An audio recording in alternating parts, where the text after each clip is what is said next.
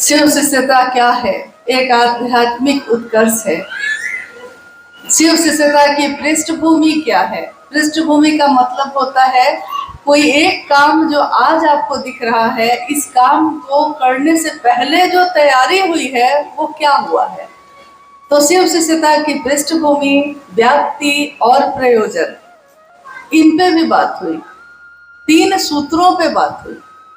क्योंकि जैसे ही हम कहते हैं कि शिव मेरे गुरु हैं, सबसे पहले हमको कोई बताता है कि शिव को गुरु बना के हमको क्या करना है। कोई भी काम, कोई भी चीज जब हम अपने जीवन में धारित करते हैं तो उसके बाद हम समझना चाहते हैं कि इसके लिए हमको क्या करना होगा। हालांकि ये तीनों सूत्र अपने गुरु शिव के लिए एक निष्ठ और समर्पित होने की विधा है, लेकिन क्योंकि हमारा कर्ता मन, एक इंसान है हम, तो हम कुछ ना कुछ करना चाहते हैं। हम किसी को प्रेम भी करते हैं तो हम प्रेम भी करते हैं तो उसकी परवाह करना चाहते हैं, क्योंकि जब तक हम उसके लिए कुछ करते नहीं हैं हमको लगता है कि प्रेम पूरा हुआ नहीं। तो साहब ने अपने जीवन की घटनाओं के बाद 3 सूत्रों में उन सारे चीजों का निचोड़ डाल दिया, जिसमें मन ही मन अपने गुरु शिव से दया मांगना है और शिव की चर्चा करना दूसरों से, ताकि हम समझ सके, शिव को नमन करना ताकि मेरा मन भी छूट सके। तीनों सूत्रों में पहला सूत्र जब हम करते हैं तो ये, इसमें हम क्या करते हैं? इसमें हम खुद हैं और मेरे गुरु शिव हैं, क्योंकि मेरा मन है। अब हम मन की बात करते हैं। ये 3 सूत्र तो हमने सुन लिए, 3 सूत्रों को करना है ये भी समझ लिया, लेकिन ये 3 सूत्र हमको करना कैसे है? क्या हाथ से करना है, पैर से करना है, इस मुख से करना है? तो इसमें बहुत महत्वपूर्ण एक बात है जो पूरी पंक्ति जब पढ़ते हैं हम तो स्पष्ट होती है कि वो पंक्ति कहती है, हम अपने गुरु शिव को मन ही मन ये संप्रेषित करते हैं, मन ही मन ये कहते हैं कि हे शिव, आप मेरे गुरु हैं, मैं आपका शिष्य हूं, मुझ शिष्य पर दया कर दीजिए। क्या चीज पे बोलते हैं हम लोग? ये मन पे, मुख से तो नहीं बोल रहे हैं। मन बोलता है, ये तो हमने पहले सुना नहीं कभी। हम लोग तो सुनते थे कि मन जो है, जो चाहता है वो करता है, लेकिन मन बोलता है, मन सुनता है, ये सारी विधा हमने सुनी है शिव शिष्यता में। तो मन ही मन कहना है, मुख से नहीं। क्यों मन ही मन कहना है? ये मन कहाँ रहता है? क्या हमारे पूरे शरीर में ये मन कहीं दिखाई देता है? अगर अपने शरीर को हम देखते हैं ऊपर से, तो हमारे पूरे शरीर में हमको हर चीज दिखाई देती है जो ऊपर ऊपर है। और अगर हम इस शरीर के अंदर का देखना चाहते हैं तो भी हमको, अगर अल्ट्रासाउंड कराइए, अगर एक्सरे कराइए, अगर ईसीजी कराइए, तो तरंगे पैदा होती हैं। जो दिल में तरंग हो रही है वो दिखता है, किडनी दिखता है, दिल दिखता है, लेकिन ये मन नहीं दिखता उसमें भी। ये मन दिखता है उसमें, किसी को आज तक दिखा है? और कहाँ है ये भी पता नहीं होता है। लेकिन ये पूरा शरीर मेरा नियंत्रित उसी से होता है जो दिखाई नहीं दे रहा। हम कहते हैं ना कि महादेव तो दिखाई नहीं देता, तो महादेव दिखाई नहीं देते तो हमको दीक्षा कैसे देंगे, हमको ज्ञान कैसे देंगे? लेकिन दिखाई तो हमारा आपका मन भी नहीं देता, लेकिन मन का एहसास हम करते हैं। वो मन जीवित है तो हम जीवित हैं, वो मन खत्म, वो चेतना खत्म तो ये शरीर मृत हो जाता है। तो वो चीज जो दिखाई नहीं देती, एक ऐसी मशीन है, एक ऐसी चीज जो दिखाई नहीं देती, लेकिन हर क्षण हर पल उसमें विचार पैदा होते रहते हैं। जैसे अगर आप कभी शांत होकर भी बैठना चाहिएगा, हम लोग दया मांगने बैठते हैं ना, नमन करने बैठते हैं, शांत होकर भी अगर बैठते हैं कभी, लेकिन हमारा मन तुरंत अभी महादेव का ध्यान लगाया ही था कि मन भटक के कहीं और चला जाता है। यानी कि हमारे नियंत्रण में भी नहीं रहता। तो मन जो दिखाई नहीं देता वो इतने विचार पैदा करता है कि हमको चैन से रहने ही नहीं देता। एक इच्छा पूरी होती है तो दूसरी इच्छा पैदा हो जाती है। एक घर में टीवी आया तो हमको अब ये भी चाहिए, ये आया तो ये भी चाहिए। क्या हम में से कोई मनुष्य ये कह सकता है कि हाँ ये चीज हमको मिल गई, उसके बाद हमको किसी की चाहत नहीं है? बोलने में तो हम लोग बोलते हैं कि तुम अगर पति बन जाओ तो इसके बाद हमको कुछ नहीं चाहिए, लेकिन अगर वो पति बन जाए तो उसके बाद हमको चूल्हा भी चाहिए, हमको घर भी चाहिए, हमको राशन और गहना कपड़ा भी चाहिए, नहीं? और इसकी सूची बढ़ती चली जाती है। तुम चाहिए लेकिन इच्छाएं खत्म नहीं होती। यानी वो विचार जो पैदा होता है मन में लगातार, उस विचार पे, उस मशीन में जिस पे विचार पैदा हो रहे हैं लगातार, साहब हरिंद्रानंद जी ने कहा कि उसी अदृश्य मशीन जो दिखाई नहीं देती, उसी अदृश्य मशीन यानी मन, उस मन पे नियंत्रित कर आपका होगा कैसे? जगत में रहेगा तो नहीं होगा, लेकिन महादेव के ध्यान में जब एकाग्र होगा तब हो जाएगा। तो उन्होंने कहा कि मन की गति सबसे तेज होती है। जैसे हम लोग यहाँ बैठे हैं, अगर यहाँ से आपको पुरुलिया जाना हो तो यहाँ से 50 किलोमीटर है, जाने में थोड़ा समय लगेगा। लेकिन अगर आपने सोचा कि हम मन से चले जाए वहां, तब कितना समय लगेगा मन से जाने में? सोचा और गए। बंबई जाना है, मुंबई सपनों का शहर, मुंबई जाना है, जाने में बहुत दिन लग जाएगा, 3 दिन तो कम से कम लगेगा। लेकिन मन से जाने में कितना दिन लगेगा? अमेरिका जाना हो, शरीर से जाने में तो 1 सप्ताह लग जाएगा, मन से जाने में कितना दिन लगेगा? यानी कि यहाँ से पुरुलिया जाने में भी उतनी ही देर, यहाँ से मुंबई जाने में भी उतनी ही देर, और यहाँ से अमेरिका जाने में भी उतनी ही देर, और यहाँ से महादेव के पास जाने में भी उतनी ही देर। सोचा और पहुंचे। तो मन एक ऐसी शक्तिशाली चीज है जिसमें बहुत ताकत है, जो बहुत चीजों को संचालित करता है, लेकिन वो अभी इस चीज से अलग है, यानी महादेव की शिष्यता से। साहब ने कहा कि उसी मन पे जो दिखाई नहीं देता, विचारों को पैदा करता है, एक विचार उस मशीन पे चढ़ा दीजिए। जैसा अभी खेत है और खेतों में घास बड़े बड़े हो जाते हैं, तो घास या पुआल ये सब जो है हम लोग अपने जानवर को जो पालते हैं उसको खिलाते हैं।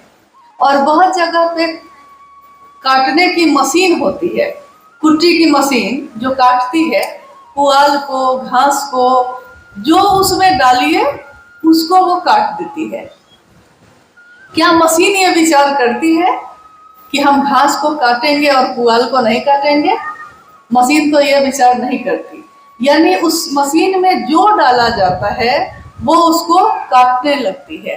तो उसी तरह इस मन पे जो विचार चढ़ाया जाएगा, ये मन उसी को दोहराने लगता है। अगर हमारे मन में ये विचार, जो अभी अभी किसी ने मुझसे कहा है कि शिव को अपना गुरु मानो, ये भी एक सोच है, ये भी एक विचार है। एक विचार ही तो है, मन में प्रवेश किया है, मस्तिष्क में कोई बताया है तो दिमाग ने सुना है। अब ये कहना कि शिव मेरे गुरु हैं और मैं उनका शिष्य हूं, यानी पहला सूत्र, मन ही मन, मन की गति पे, यानी अभी सोचा और महादेव के पास गए, मन की उसी मशीन पे जो विचार पैदा कर रही है, ये विचार बार बार दोहराई जाती है कि हे शिव आप मेरे गुरु हैं, मैं आपका शिष्य हूँ, मुझ शिष्य पर दया कर दीजिए। तो ये विचार दोहराते दोहराते दोहराते दोहराते मन इतनी आवृत्ति लेता है कि एक दिन अगर हम झूठ भी कह रहे हैं, अगर हम बिना विश्वास के भी कह रहे हैं, तब भी झूठ कहत कहत सच बनी आई, ये सच बन जाता है। हमारा मन सचमुच में समझने लगता है कि महादेव आप मेरे हैं, मैं आपका हूं, और आप मेरे क्या हैं? तो आप मेरे गुरु हैं। कोई भी गुरु, जो शरीरधारी होगा वो भी, शरीरधारी गुरु और शिष्य की परंपरा भी है हमारे देश में, प्राचीन समय से है, आज भी चल रही है। बहुत गुरु हैं, सदगुरु श्रेणी के लोग भी हैं जो शरीर में हैं। कोई गुरु अगर शिष्य बन के आध्यात्म के रास्ते से हम जाएंगे उसके पास, तो वो हमको क्या सिखाता है, किससे मिलाने की बात करता है।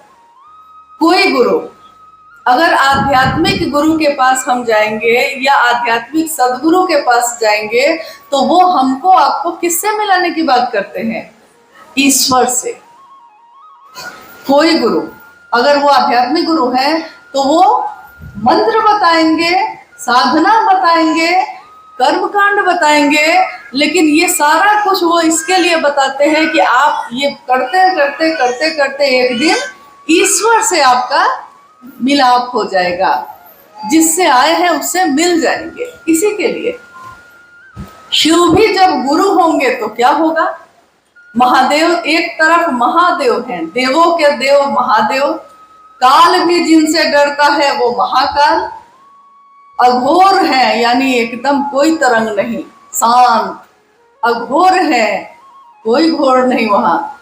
एक तरफ तो वो ये सब है, अनेक रूप है उनके, नीलकंठ, नटराज, कपालेश्वर, महेश्वर, कितने रूप, रुद्र है वो, जटाधारी है वो, पिनाकी है वो, कितने रूप हैं, नाम की गिनती करते करते थक जाते हैं, इतने रूप हैं।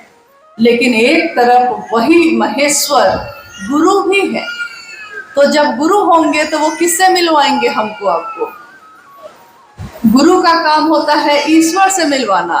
वो ईश्वर जब गुरु होगा तो किससे मिलवाएगा, स्वयं से ना, क्योंकि वो वही गुरु ईश्वर भी है, महेश्वर भी है। तो पहला सूत्र जब हम कहते हैं, उस सूत्र में हम कहते हैं कि आप मेरे गुरु हैं, मैं आपका शिष्य हूं।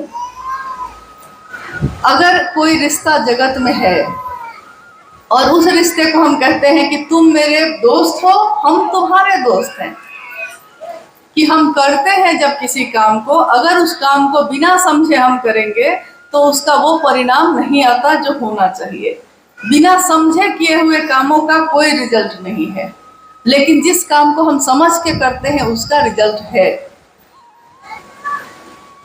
पहले सूत्र में हम महादेव को बार बार यही कहते हैं, गुरु और शिष्य, गुरु और शिष्य, और शिष्य के बाद हम कहते हैं कि मुझ शिष्य पर दया कर दीजिए। दया कह रहे हैं, कृपा नहीं कह रहे हैं। कृपा कहते आए हैं ना हम लोग कि करेंगे तो पाएंगे, यानी कुछ हम करेंगे तब ना हमको मिलेगा। लेकिन जब हम कहते हैं दया, तो दया शब्द का अर्थ होता है कि कुछ भी नहीं किया है, कुछ नहीं आता है, लेकिन तब भी महादेव आपसे हमको ये चाहिए, हमको कुछ नहीं आता है। तो दया किस पे करेंगे वो दया, मान लीजिए नल में पानी आ रहा है, नल का हमने नल को खोला है और वो नल से पानी गिरेगा, कहाँ गिरेगा, जब नल खोलेंगे पानी गिरेगा, तो वो पानी कहाँ गिरेगा, हम कहाँ, क्या उस पानी को लेने के लिए क्या लेके खड़े होंगे, कोई पात्र लेकर खड़े होंगे ना। अगर ज्ञान की धारा बह रही है तो उस ज्ञान की धारा का प्रवेश किसमें होगा, उसके लिए कोई पात्र होगा ना। जिस तरह जल के लिए हम बाल्टी, लोटा, कटोरा कुछ तो लेके जाते हैं, नहीं तो पानी तो बह रहा है, सब व्यर्थ हो जाता है, नीचे चला जाता है। तो महादेव की दया बरस रही है, लेकिन पात्र कहाँ बरसेगी, कहाँ रुकेगी, आके कहाँ प्रवेश करेगी, तो हमारे मन में, जिस मन से हम बार बार शिव को कह रहे हैं। और मन में जो भाव है क्या चीज का है, तो वो शिष्य का भाव है। दूसरा सूत्र जो हम करते हैं, यानी उस पर बात हुई है अभी, हम चर्चा का आयोजन करते हैं खूब। प्रतिदिन हम अपने गांव में, घर में, बगल में, शहर में जाके महादेव की बात करते हैं। लेकिन महादेव की बात करने में साहब हरिंदरानंद जी ने कहा कि ये जो तलवार है एक ऐसी है जो दोनों तरफ से काटती है, इसीलिए बहुत संभल के चलिए। क्योंकि इसमें क्या है ना कि जैसे ही जगत में आप महादेव की बात कहेंगे, तो महादेव की बात जो भी करेगा उसको दुनिया अपने माथे पे रखती है। क्योंकि वो बात किसकी कर रहा है? महादेव की। दुनिया का ये स्वभाव है कि कोई भी चीज, चाहे वो जहरीली से जहरीली चीज होगी, लेकिन अगर वो महादेव से सट गई है, महादेव के साथ नजर आती है, तो दुनिया उसके लिए भी सम्मान रखती है। मतलब कि महादेव जैसा ही समझती है। जैसे अगर बारिश का समय है, आसपास में जंगल है, तो इस मौसम में सांप बहुत निकलते हैं। सांप में जहर है, टेढ़ा चलता है, सीधा कभी नहीं चलता। लेकिन वो सांप अगर मेरे घर में निकल जाए, तो हम अपने जान को बचाने के लिए क्या करेंगे? अगर वो सांप हमारे घर में निकल जाए, बिस्तर पे आ जाए, तो हम अपने प्राण की रक्षा के लिए क्या करेंगे? नहीं चाहते हुए, मजबूरी बस, लेकिन मारेंगे। वही सांप मंदिर में शिवलिंग पे चढ़ जाए तो क्या करेंगे?